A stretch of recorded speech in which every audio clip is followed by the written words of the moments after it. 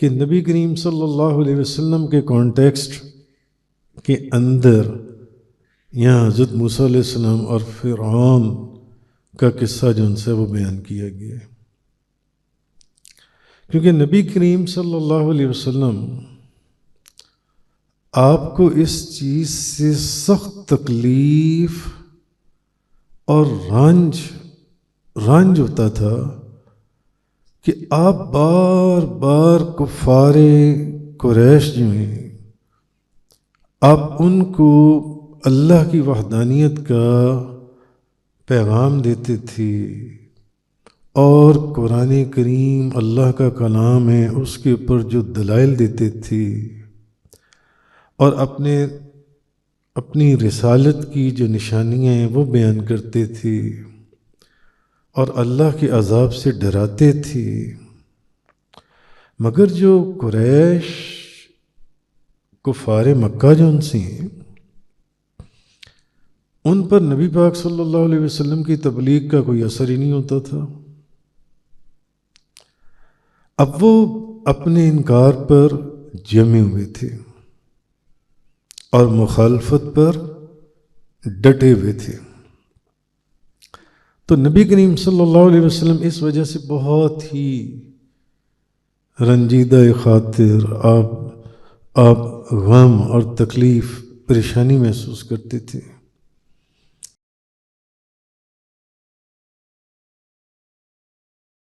وَإِذْ نَادَى رَبُّكَ مُوسَىٰ أَنِ ائْتِ الْقَوْمَ الظَّالِمِينَ، اور یاد کیجئے جب آپ کے رب نے موسیٰ کو ندا کی کہ آپ ظالم قوم کے پاس جائیے، قوم فرعون الا یتقون، جو کہ فرعون کی قوم ہے، کیا وہ ڈرتے نہیں ہیں؟ یعنی یاد کیجئے کہ جب آپ کے رب نے موسیٰ کو ندا کی کہ آپ ظالم قوم کے پاس جائیے، یعنی وہ قوم جو فرعون کی قوم ہے، کیا وہ ڈرتے نہیں؟ قال رب انی اخاف ان یکذبون، موسیٰ نے کہا اے میرے رب، مجھے خدشہ ہے کہ وہ میری تکذیب کریں گے۔ وَيَضِيقُ صَدْرِي وَلَا يَنطَلِقُ لِسَانِي فَأَرْسِلْ إِلَىٰ هَارُونَ، اور میرا دل تنگ ہو رہا ہے اور میری زبان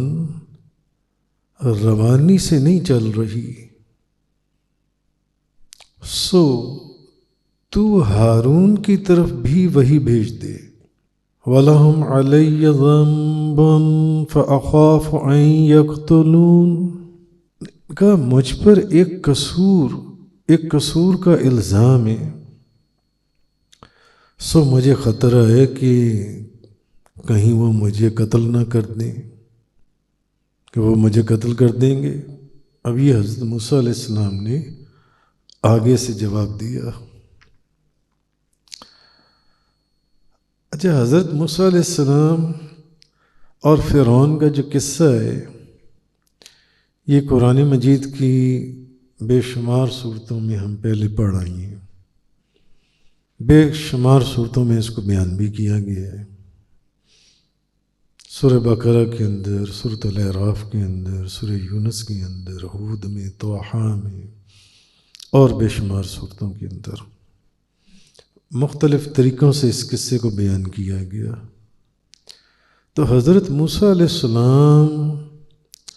اور فرعون والے معاملے کو یہاں اب سورۃ الشعراء کے اندر جو بیان کیا گیا ہے، یہ ذرا تھوڑا سا دوسری صورتوں کی بنسبت ہٹ کر بیان کیا گیا، ہٹ کر، اور وہ اس طرح بیان کیا گیا ہے کہ نبی کریم صلی اللہ علیہ وسلم کے کانٹیکسٹ کے اندر یہاں حضرت موسیٰ علیہ السلام اور فرعون کا قصہ جو ان سے وہ بیان کیا گیا ہے، کیونکہ نبی کریم صلی اللہ علیہ وسلم آپ کو اس چیز سے سخت تکلیف اور رنج ہوتا تھا کہ آپ بار بار کفار قریش جو ہیں آپ ان کو اللہ کی وحدانیت کا پیغام دیتے تھے اور قرآن کریم اللہ کا کلام ہے اس کے اوپر جو دلائل دیتے تھے اور اپنی رسالت کی جو نشانیاں ہیں وہ بیان کرتے تھے اور اللہ کے عذاب سے ڈراتے تھے، مگر جو قریش کفار مکہ جو ان سے ہیں ان پر نبی پاک صلی اللہ علیہ وسلم کی تبلیغ کا کوئی اثر ہی نہیں ہوتا تھا۔ اب وہ اپنے انکار پر جمے ہوئے تھے اور مخالفت پر ڈٹے ہوئے تھے، تو نبی کریم صلی اللہ علیہ وسلم اس وجہ سے بہت ہی رنجیدہ خاطر آپ غم اور تکلیف پریشانی محسوس کرتے تھے۔ تو اب جیسے کہ پچھلی آیات میں گزرا تھا جس میں اللہ تبارک و تعالیٰ نے فرمایا محبوب کیا آپ اگر یہ ایمان نہیں لائیں گے تو کیا آپ ان کے ایمان نہ لانے کے غم میں اپنی جان دے دیں گے اگر یہ ایمان نہیں لے کر آتے؟ بھئی آپ نے اپنا حق جو آپ کی ڈیوٹی تھی آپ نے پوری کر دی، آپ نے ان تک میرا پیغام پہنچا دیا۔ تو اب اس کانٹیکسٹ اور پرسپیکٹو کے اندر اللہ تعالیٰ نے یہ واقعہ جو ان سے یہاں سورۃ الشعراء کے اندر بیان کیا کہ آپ کا کام ہے جو آپ کے ذمے لگایا گیا ہے کہ ان تک آپ میرا پیغام پہنچا دیں، بس آپ کا کام اتنا ہے۔ یہ ایمان لا رہے ہیں یا نہیں لا رہے ہیں اس کی وجہ سے آپ پریشان نہ ہوں۔ تو یہاں اللہ تعالیٰ نے نبی پاک صلی اللہ علیہ وسلم کو تسلی بھی دی جو ان سے ہے۔ اصل میں بتایا یہ گیا کہ یہ کوئی نئی بات نہیں ہے جو آپ کے ساتھ یہاں پر ہو رہا ہے، نبیوں اور رسولوں کے ساتھ ہمیشہ سے ایسا ہوتا آیا ہے، نبیوں کی تکذیب کی جاتی رہی ہے، ایسا ہوتا رہا ہے۔ تو پھر اللہ تعالیٰ نے پے در پے آگے پیچھے حضرت موسیٰ، حضرت ابراہیم، حضرت نوح، حضرت ہود، حضرت صالح،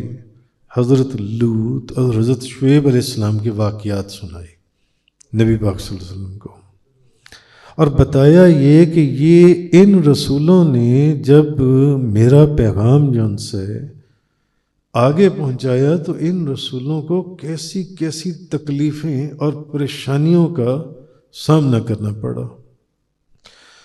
اور اتنی پریشانیاں اور اتنی تکلیفیں اٹھانے کے باوجود ان کی امتوں میں سے بہت کم لوگ تھے جو ایمان لے کر آئے۔ تو یہ جو مکہ کے کافر ہیں یہ اگر آپ کے پیغام حق دینے کے باوجود ایمان نہیں لا رہے تو محبوب آپ پریشان نہ ہوں، آپ ان کے پیچھے اپنی جان دے دیں گے۔ یہ تسلی دی گئی نبی کریم صلی اللہ علیہ وسلم کو، تو آپ رنج اور افسوس نہ کریں۔ تو یہ چیز فرمائی گئی ان سے۔ تو اب سابقہ جو انبیاء تھے ان میں سب سے پہلے حضرت موسیٰ علیہ السلام اور ان کی قوم کا واقعہ بیان فرمایا گیا۔ اب حضرت موسیٰ علیہ السلام اور نبی پاک صلی اللہ علیہ وسلم کے اندر مفسرین فرماتے ہیں کہ کئی وجوہات کی بنا کے اوپر بے شمار سملیرٹیز یا ریزیمبلنس تھی، اس لیے انبیاء کے اندر سب سے پہلے حضرت موسیٰ علیہ السلام کا واقعہ سنایا گیا، بیان فرمایا گیا جو ان سے. اچھا، مثلا حضرت مفسرین یہ لکھتے ہیں، وہ کہتے ہیں کہ بھئی حضرت موسیٰ علیہ السلام کے جو مخالف ہیں وہ نبی پاک صلی اللہ علیہ وسلم کے مخالفین سے زیادہ قوی تھے. حضرت موسیٰ علیہ السلام کے جو مخالف تھے وہ نبی پاک صلی اللہ علیہ وسلم کے مخالفین سے زیادہ طاقتور تھے جو ان سے، اور زیادہ اثر رسوخ والے تھے. یہ حضرت موسیٰ علیہ السلام کے مخالف تھے. اور پھر جو حضرت موسیٰ علیہ السلام کے مخالف تھے وہ حضرت موسیٰ علیہ السلام کو نقصان پہنچانے پر بھی قادر تھے. پہلی بات یہ مفسرین لکھتے ہیں کہ حضرت موسیٰ علیہ السلام کے مخالف زیادہ طاقتور تھے نبی پاک صلی اللہ علیہ وسلم کے مخالفین کی بنسبت. دوسری چیز یہ کہ وہ زیادہ اثر رسوخ والے تھے نبی پاک صلی اللہ علیہ وسلم کے مخالفین کی بنسبت. اور تیسری چیز یہ کہ وہ موسیٰ علیہ السلام کو نقصان پہنچانے پر بھی قادر تھے، یہاں تک کہ ان کے خوف سے حضرت موسیٰ علیہ السلام نے مصر سے مدین کی طرف ہجرت کی، جس طرح کہ نبی پاک صلی اللہ علیہ وسلم نے مکہ مکرمہ سے مدینہ منورہ کی طرف ہجرت کی. تو جیسے آپ کے بے شمار معجزات دیکھنے کے باوجود کفار مکہ ایمان نہیں لائے، ایسے ہی حضرت موسیٰ علیہ السلام کے بے شمار معجزات کو دیکھنے کے باوجود فرعون اور اس کی قوم ایمان نہیں لائے. اور جس طرح فرعون کی قوم کو سمندر میں غرق کر دیا گیا اور حضرت موسیٰ علیہ السلام کو کامیاب کر دیا گیا اور آپ کو کامیابی سرخ رو فرما دیا گیا، اسی طرح اللہ تعالیٰ نے بے شمار غزوات کے اندر کفار مکہ کو ذلیل و خوار کر دیا اور نبی پاک صلی اللہ علیہ وسلم کو فتح اور نصرت عطا فرمائی. یہاں سے یہ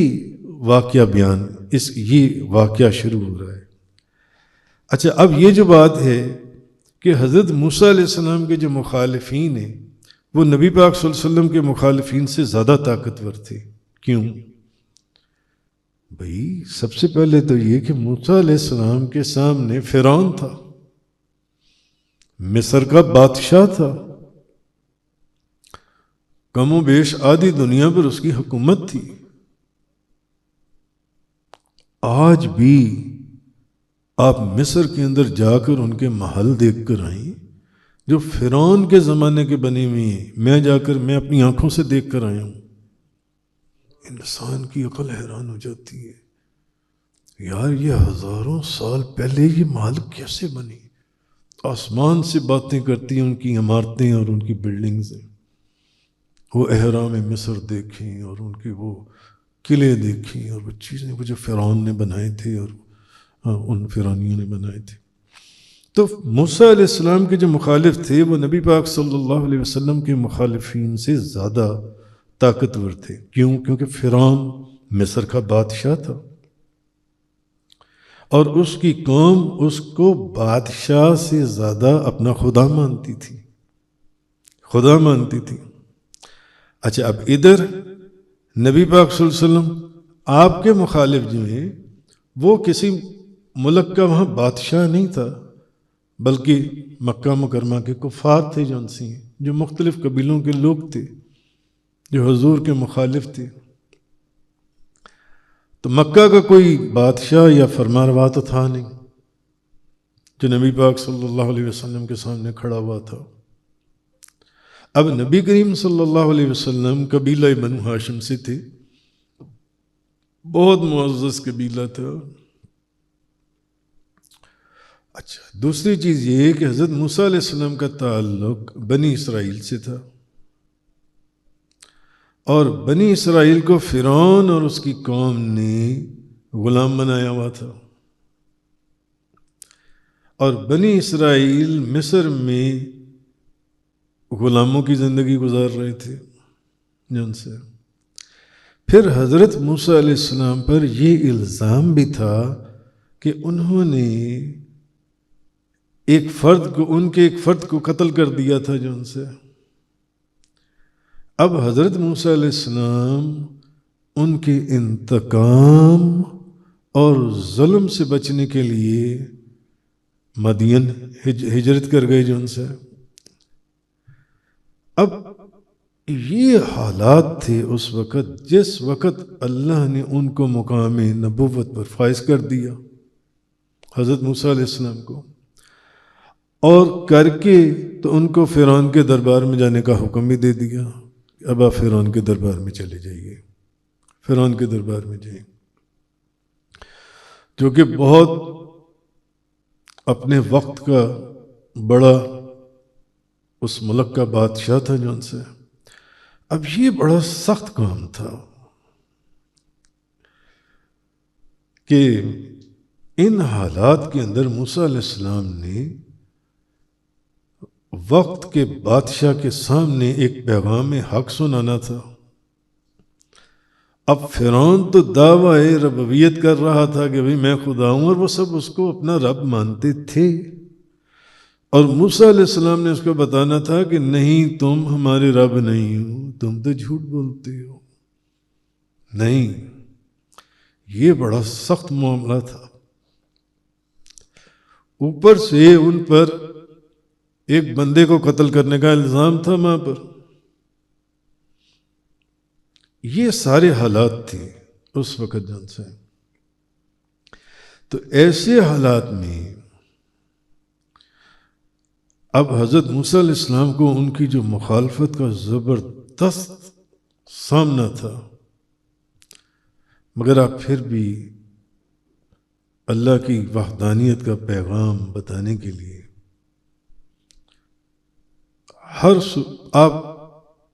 آپ نے قدم آگے بڑھایا اور آپ کامیاب ہوئے، اور پھر آپ مختلف جگہوں کے اوپر قرآن کریم میں پڑھ آئے ہیں کہ فرعون ناکام ہوا۔ اچھا، اب اصل میں تاجدار دو جہاں شاہ سوار لامکان نبی کریم صلی اللہ علیہ وسلم آپ کو فرمایا یہ جا رہے، محبوب آپ بھی کفار مکہ سے نہ گھبرائیں اور ان کی دل آزار باتوں سے۔ یہ جو مکہ کے کافر بکواس کرتے ہیں، کبھی آپ کے متعلق شاعر، کبھی مجنون، کبھی کچھ الفاظ بولتے، مت اپنا دل چھوٹا کریں۔ تو جس طرح اللہ نے فرعون کے مقابلے میں حضرت موسیٰ علیہ السلام کو غالب کیا اور غلبہ عطا کیا، اسی طرح آپ کو بھی کفار مکہ کے مقابلے میں غلبہ ہی عطا فرمائے گا۔ کیوں آپ پریشان ہیں؟ یہ اس کانٹیکسٹ میں اب آپ کو سمجھ میں آ گیا ہوگا۔ یہاں اب حضرت موسیٰ علیہ السلام کا واقعہ اس صورت کے اندر کیوں بیان کیا گیا، ورنہ تو ہم پیچھے مختلف کانٹیکسٹ کے اندر اس کو پڑھ رہے ہیں، کہیں ان کے معجزات، کہیں وہ جو عذاب جب نازل ہوتا تھا، کہیں ان کی نافرمانیاں اور گستاخیاں اس کے پر جو ان سے، بہرحال اس کانٹیکسٹ کے اندر تو یہ ندا، جس ندا کا ذکر کیا گیا، وَإِذْ نَادَى رَبُّكَ مُوسَىٰ أَنِ ائْتِ الْقَوْمَ الظَّالِمِينَ، اور یاد کرو جب تمہارے رب نے موسیٰ کو ندا فرمائی کہ ظالم لوگوں کے پاس جاؤ، یعنی جب وہ مدین سے لوٹے اور انہوں نے رات میں درخت اور آگ دیکھی، اس کا قصہ ہم پہلے تفصیل سے بیان کر چکی ہیں، تو اللہ نے ان سے فرمایا کہ اے موسیٰ، تم ان لوگوں کے پاس جاؤ جنہوں نے کفر اور گناہوں کا ارتکاب کر کے اپنی جانوں پر ظلم کیے، جائیے جو فرعون کی قوم ہے، کیا وہ نہیں ڈریں گے؟ تو حضرت موسیٰ علیہ السلام کو بنی اسرائیل کی طرف بھی رسول بنا کر بھیجا گیا تھا، مگر اب یہاں جس پیغام کا ذکر ہے کہ یہ پیغام یہ خاص کر فرعون کی قوم قبط کے لیے، ان کے لیے یہ پیغام لے کر جائیے، تاکہ انہیں ان کی بد کرداری اور نافرمانی کے متعلق آپ بیان فرمائیے جا کر جو ان سے۔ تو اللہ نے حضرت موسیٰ علیہ السلام سے فرمایا کہ ظالموں کے پاس جاؤ، اور وہ تو فرعون کی قوم ہے، یعنی جن کے پاس میں بھیج رہا ہوں وہ فرعون کی قوم ہے۔ انہوں نے کفر کیا، گناہ کیے، اپنی جانوں پر ظلم کیا، بنی اسرائیل کو غلام بنایا، انہیں طرح طرح کی تکلیفیں دیں اور ان پر ظلم کیے۔ ان سے پوچھیں کہ کیا وہ اللہ سے ڈریں گے؟ نہیں، اور اپنی جانوں کو اللہ پر ایمان لا کر اور اس کی فرما برداری کر کر اس کے عذاب سے بچائیں گے؟ نہیں۔ جائیے اور جا کر پوچھئے جو ان سے۔ قال رب انی اخاف ان یکذبون وَيَضِيقُ صَدْرِي وَلَا يَنطَلِقُ لِسَانِي فَأَرْسِلْ إِلَىٰ هَارُونَ۔ عرض کیا میرے رب میں اس بات سے ڈرتا ہوں کہ وہ میری تکذیب کریں گے، مجھے جھٹلائیں گے، اور میرا سینہ تنگ ہو رہا ہے، میری زبان نہیں چل رہی، میری زبان نہیں چلتی، تو ہارون کو بھی رسول بنا دے، ہارون کو بھی رسول بنا دے۔ کمال، آہا کمال۔ یہ اہل محبت اس کی تفسیر کو سمجھ سکتی ہیں۔ اچھا، اب اللہ کا حکم سن کر حضرت موسیٰ علیہ السلام نے اللہ کی بارگاہ میں عرض کیا، میرے رب میں اس بات سے ڈرتا ہوں کہ وہ مجھے جھٹلائیں گے، اور اب وہ جو مجھے جب جھٹلائیں گے تو میرا تو یعنی وہ سوچ کر ہی سینہ تنگ ہو رہا ہے۔ میں نے بچپن میں وہ جو ایک آگ کا انگارہ اپنے منہ میں رکھ لیا تھا، تفسیروں میں یہ بھی پہلے میں نے بیان کر دیا ہوا ہے، جس کی وجہ سے میری زبان میں مجھے گفتگو کرنے میں صحیح طرح گفتگو میری زبان صحیح چل نہیں پاتی، تو میرے بھائی ہارون کو بھی رسول بنا دے تاکہ وہ رسالت کی تبلیغ میں میرے ساتھ میری مدد کریں۔ اچھا، اب اس وقت حضرت موسیٰ علیہ السلام کو شام کے اندر نبوت عطا کی گئی، جبکہ حضرت ہارون جو ہیں اس وقت مصر میں تھے۔ وَلَهُمْ عَلَيَّ ذَنبٌ فَأَخَافُ أَن يَقْتُلُونِ، اور ان کا مجھ پر ایک الزام ہے تو میں ڈرتا ہوں کہ کہیں وہ مجھے قتل کر دیں۔ تو حضرت موسیٰ علیہ السلام نے مزید عرض کی کہ اے میرے رب، ان فرعونیوں کا مجھ پر قتل کا ایک الزام ہے کہ میں نے ایک قبطی کو مارا تھا، میں نے اس کو مارا تھا، تو مجھے اس بات کا ڈر ہے کہ اگر میں اکیلا گیا تو کہیں وہ مجھے رسالت کی ادائیگی سے پہلے، اس سے پہلے کہ میں تیرا پیغام فرعون تک اور اس کی قوم تک پہنچاؤں، کہیں وہ مجھے قتل ہی نہ کر دیں۔ تو جبکہ حضرت ہارون علیہ السلام کے پر کوئی الزام نہیں ہے، مگر میرے پر ایک الزام ہے، تو مولا کریم ایک تو یہ چیز کہ میرے اوپر وہ قتل کا بھی ہے، پھر میری زبان کا معاملہ بھی ہے، تو اس سے پہلے کہ وہ مجھے قتل کر دیں، ہارون علیہ السلام کو بھی رسالت عطا فرما، ان کو بھی رسول بنا، ان کے بھائی تھے، میری مدد کے لیے میرے ساتھ بھجوا، ان کے اوپر تو کوئی الزام نہیں ہے۔ تفسیر قرآن کا یہ لیکچر انگلش میں سننے کے لیے براہ کرم ڈسکرپشن میں موجود لنک پر کلک کریں۔